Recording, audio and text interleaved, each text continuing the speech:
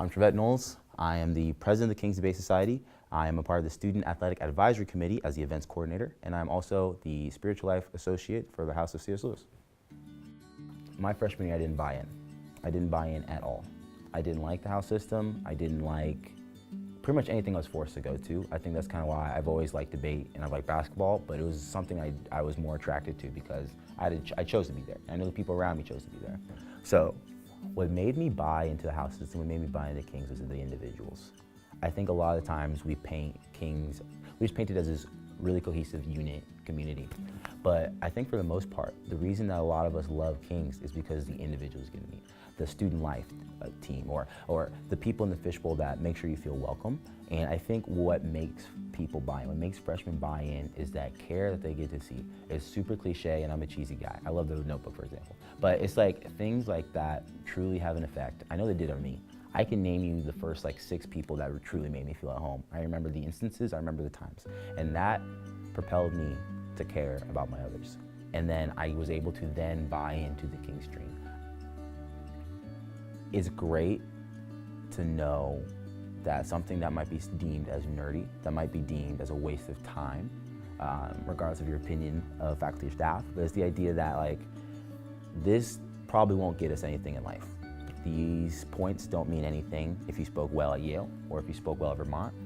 It's the fact that we're doing it together, and all we want to do is give a platform or an opportunity for those who want to improve their speaking, to improve their communication, to improve their sense of community, an avenue to do that. You know me at all, I always go back to love. I truly love love. It's my #1 driving force. And if you can just truly attempt, you don't have to succeed. I know people say there's no try. No, there's high key try. If you just attempt to love those around you, and I know that looks different for others. Maybe that's a hug every single time you walk down the hall. Every time Anoma sees me, she makes sure to give me a hug.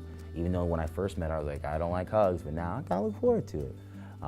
It could be a Becky Beckman, just an acknowledgement. Hey, let's get pizza sometime. Stuff like that. It's the fact of, again, making sure other people know that they exist. I was reading this little quote book that says, the way to make other people happy is convincing that they are the source of your own. And I thought that was amazing. I think it's just a great idea of making people feel appreciated. I think that's just what we all want deep down. I know we wouldn't all say it because we're Kings and we wear business casual, so we don't have any flaws.